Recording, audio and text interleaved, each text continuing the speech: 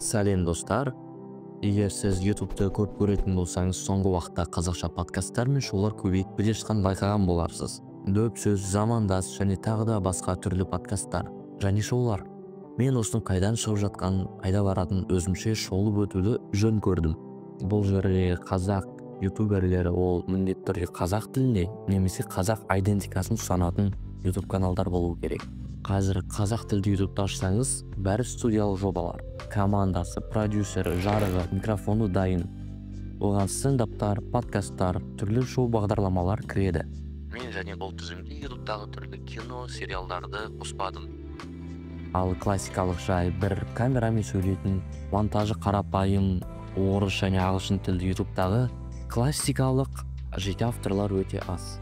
Менің ойыма түсетін бір адам ол жұрттың баласы.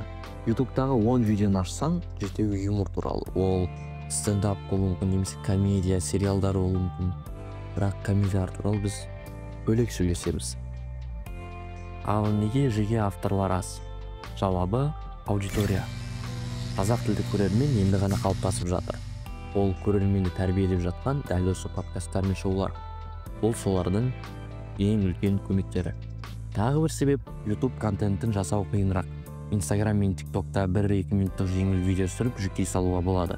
Ал YouTube'ға ұзақ формат, монтаж, сценарий, әр видеоның өзінің ойы, идеясы болу керек. Сол себептен контенттің көбі TikTok пен Instagram'да. Ол жерде аудиторияда көбірек, блогерлерде көп. Оның бәрі бір-бірімен осылай байланысқан.